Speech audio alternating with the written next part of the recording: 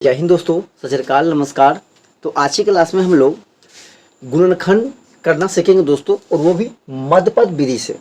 ठीक है, तो आप लोग हमारे साथ जुड़े रहिएगा और इस विधि को आप लोग बेहतर तरीके से समझने का प्रयास करिएगा। दोस्तों, ये गुणनखंड मध्यपद विधि सीखना बहुत ही जरूरी है, क्योंकि हमें क्लास 8, क्लास 9, क्लास 10, क्लास 11, 12 या आप कोई भी कंपटीटिव एग्जाम की तैयारी करते हैं, हर जगह आपको यह काम आने वाला है। ठीक है, इसलिए आप लोग आज की क्लास को मिस मत करेंगे और हमारे साथ शुरू से अंत तक बने रहेंगे। दोस्तों, हम लोग बात करने वाले सबसे पहले कि आज जो हम लोग गुणनखंड सीख रहे हैं मध्यपद विधि। तो दोस्तों, मध्यपद क्या होता है? अब देखिए, हम लोग जो गुणनखंड सीखेंगे, जो मध्यपद जो गुणनखंड होता है, यह हमारा होता है द्विघात बहुपद के लिए। किस बहुपद के लिए होता है? द्विघात बहुपद। और द्विघात बहुपद में तीन पदों के लिए, अगर द्विघात बहुपद में अगर तीन पद है तो हम वहां पे बहुपद को का अगर गुणनखंड करना है तो वहां पे हम लोग मध्यपद विधि का प्रयोग कर सकते हैं। सबसे पहले दोस्तों हम लोग समझते हैं कि मध्यपद क्या होता है। मध्य का मतलब होता है बीच। मध्य का मतलब क्या होता है? बीच। अर्थात यदि इस बहुपद का अगर मुझे गुणनखंड करना है तो सिर्फ बीच वाले को हमको चेंज करना होगा, उसको उसी को हम कुछ परिवर्तन कर सकते हैं, मतलब मध्य पद को परिवर्तन कर सकते हैं। ठीक है, अब इससे पहले दोस्तों हम लोग क्या करते हैं, यहाँ पे कुछ ना बेसिकली बात जो होता है, छोटी बात जो है उसको हम लोग समझने का प्रयास करते हैं। छोटी बात क्या है, आप लोग अगर क्लास 10th में होंगे तो आप लोग एक पढ़े होंगे बहुपद में मानक रूप। ठीक है, मानक रूप। कहिएगा सर ये मानक रूप क्या होता है? तो मानक रूप क्या होता है, यदि कोई जो बहुपद होता है उसका जो घात होता है, पावर, जिसको हम लोग क्या बोलते हैं? घात, जिसको हम लोग क्या बोलते हैं? पावर। पावर को यदि हम लोग क्या करते हैं, या तो घटते क्रम, घटते या बढ़ते।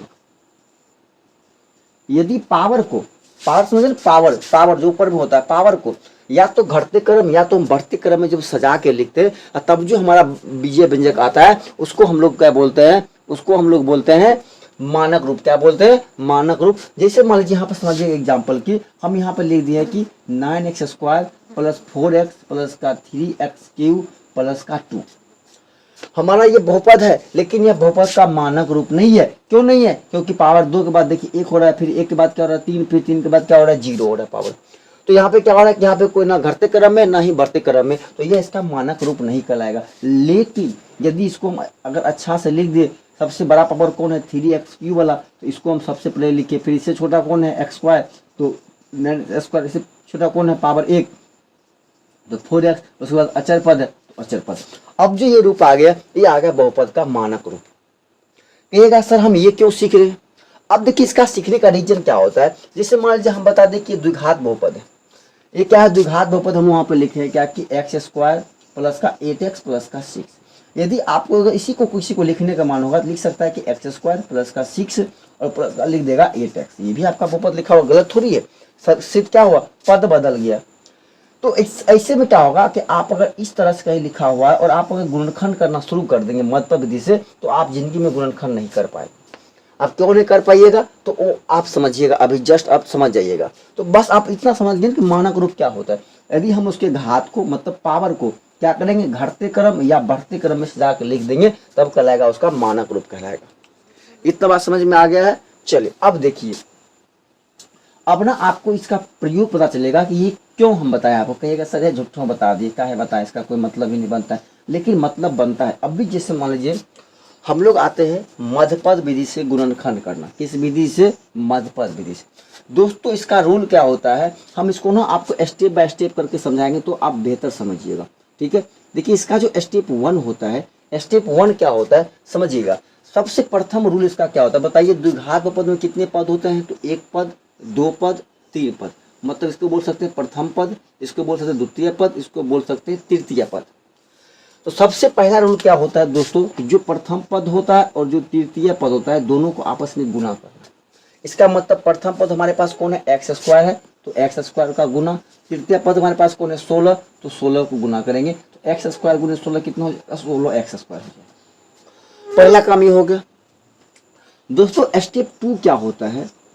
स्टेप 2 में दोस्तों क्या करना पड़ता है कि जो गुना करके आता है, जो हमारे पास गुना करके आया, उसको आपको ऐसे 2 भागों में तोड़ना होता है। सिर्फ 2 ही भागों में, आपको ऐसे 2 भागों में तोड़ना होता है कि जो मान लीजिए यहाँ पे दोनों भाग आएगा, इसका जोड़ या घटा करके आपका ये बीच वाला भाग होना चाहिए 8x। अब बताइए इस 16 को हम कौन कौन से ऐसे दो भाग में तोड़ सकते हैं। पहला बात देखिए कि यह क्या है, धनात्मक है, क्योंकि मान लीजिए ये भी x भी क्या है पॉजिटिव है और 16 भी क्या है पॉजिटिव है। इसका मतलब क्या, यदि हम 16 को तोड़ेंगे तो नेगेटिव गलत आएगा नहीं, क्यों, क्योंकि जो बीच में पूरा है वो भी क्या है मेरा है पॉजिटिव है। कहिएगा सर ऐसा आप क्या समझा रहे हैं, हमको समझ में नहीं आ रहा है, बात समझिए। ये जो 16 है, इस 16 को हम 16 गुने का 1 लिख सकते हैं। ये जो 16 है इसको -16 गुने का -1 भी लिख सकते हैं, क्योंकि माइनस गुने माइनस क्या होता है प्लस होता है, और 16 गुने 1 क्या हो जाएगा 16 हो जाएगा। लेकिन यदि हम इसको 16 में से 1 अगर जोड़ेंगे तो हमारा कितना हो जाएगा, 1 अगर हम 16 में जोड़ेंगे तो माइनस का अगर 1 हम जोड़ेंगे तो माइनस का 17 हो जाएगा, और 1 घटाएंगे तो माइनस का 15 हो जाएगा। ठीक है, तो यहाँ पे ऐसा कोई है नहीं, क्योंकि हमारा ये प्लस वाला है, इसका मतलब ये माइनस वाला यहाँ पे मुझे लाने का भी जरूरत नहीं है। हाँ, जहाँ पे तो यहाँ पे माइनस आएगा तो हम वहाँ पे काम करेंगे। अब बताइए 16 को हम 8 गुने का 2 लिख सकते हैं, और इस 16 को हम 4 गुने का 4 लिख सकते हैं। क्या इसके सिवा कुछ और लिख सकते हैं, नहीं लिख सकते। अब जोड़िए 16 कितना हो जाएगा 17, और 16 में घटाइए कितना हो जाएगा 15। क्या यहाँ पे 8 पूरा आया, नहीं पूरा है, मतलब ये यहाँ पे काम नहीं करेगा। 8 + 2 कितना हो जाएगा 10, और 8 में घटाएंगे 2 कितना हो जाएगा 6, लेकिन यहाँ पे कितना 8 है तो ये भी नहीं काम करेगा। तो मेरा एक काम कौन कर जाएगा, 4 गुने का 4, 4 गुने 4 कितना हो गया 16, और 4 + का 4 कितना हो गया 8, तो हमारा 8 पुर गया। मतलब ये 4 गुने 4 में अगर तोड़ते हैं इस 16x को, तो यहाँ पे हम x लगा देंगे तो ये हो जाएगा x², x गुने x² 4 गुने 4 16, तो 16x², और 4x + 4x कितना हो जाएगा मेरा 8x हो जाएगा।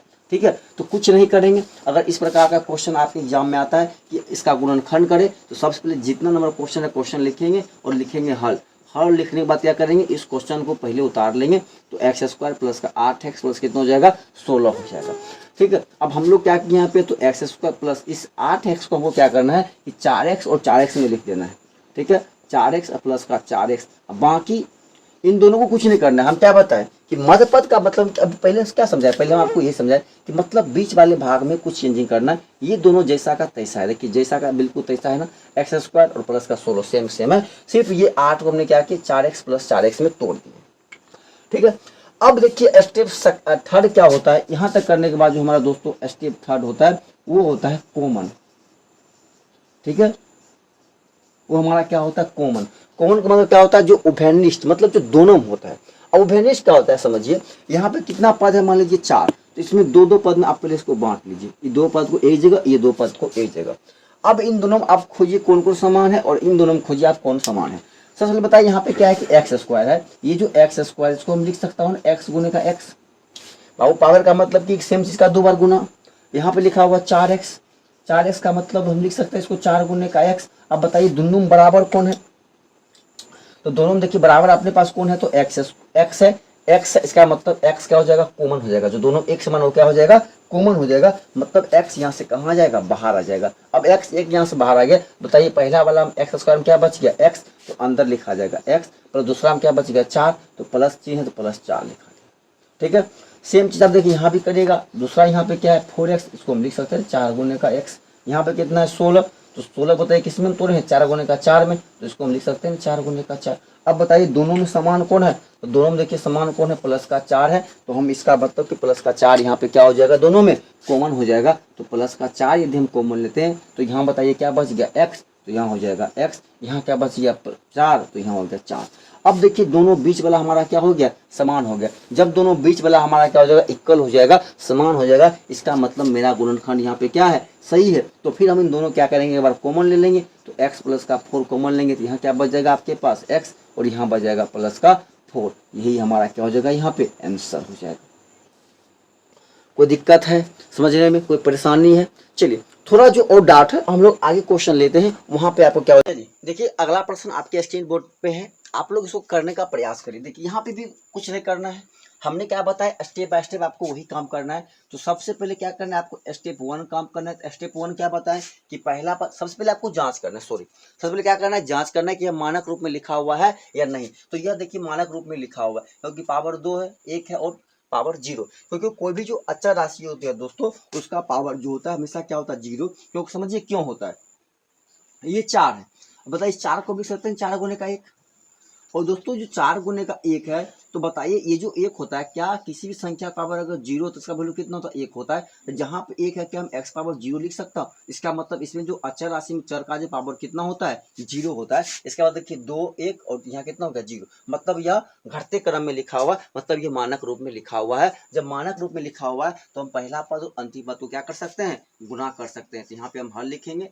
हल लिखने के बाद क्वेश्चन को उतार देंगे, 2x², ठीक है, प्लस का 6x और प्लस कितना हो जाएगा, 4 हो जाएगा। अब बताइए 2x² को 4 से हमें क्या करना है, पहले गुना करना है। तो स्टेप 1 हमारे पास क्या हो जाएगा, तो 2x² गुने का 4 तो कितना हो जाएगा, ये 8x² हो जाएगा।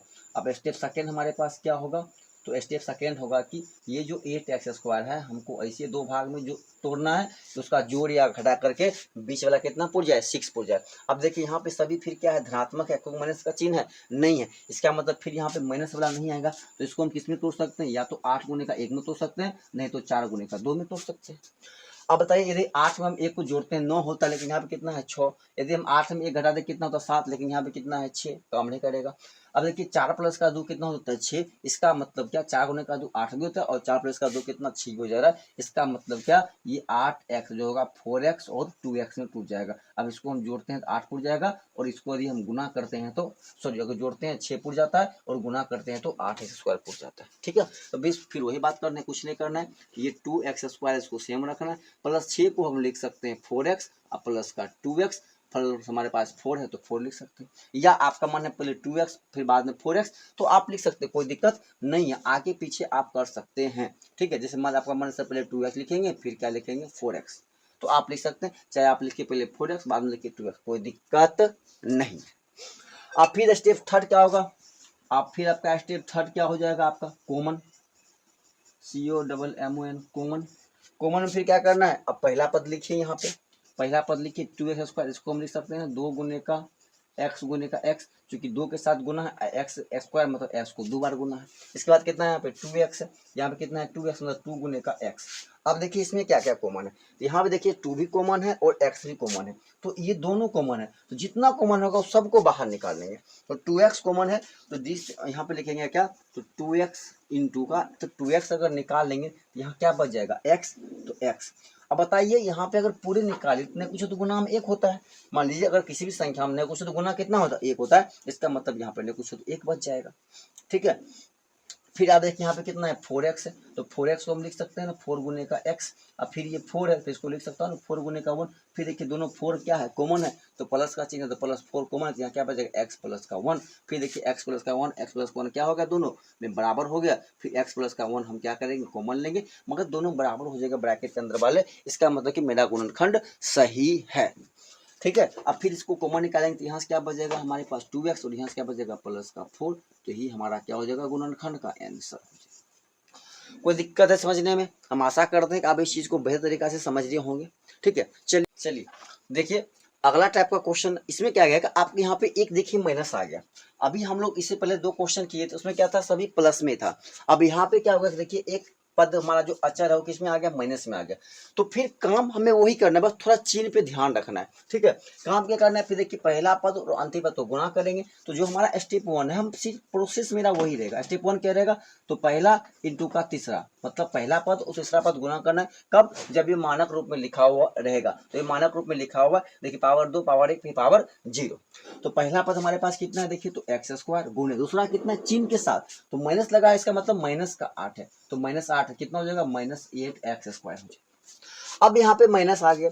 अब दूसरा स्टेप आपके पास क्या होता है, तो स्टेप 2 हम लोग क्या करते हैं, तो स्टेप 2 में क्या करते हैं, ये 2 पद को जो लिखा हुआ है इसको हम लोग जो ये दोनों गुना करने का कितना आ गया, -8x² आ गया। फिर अब हमको इसको ऐसे 2 भाग में तोड़ना है, फिर उसका जोड़ या घटा करके हमें क्या पुराना है, बीच वाला प्लस का 2 पुराना है।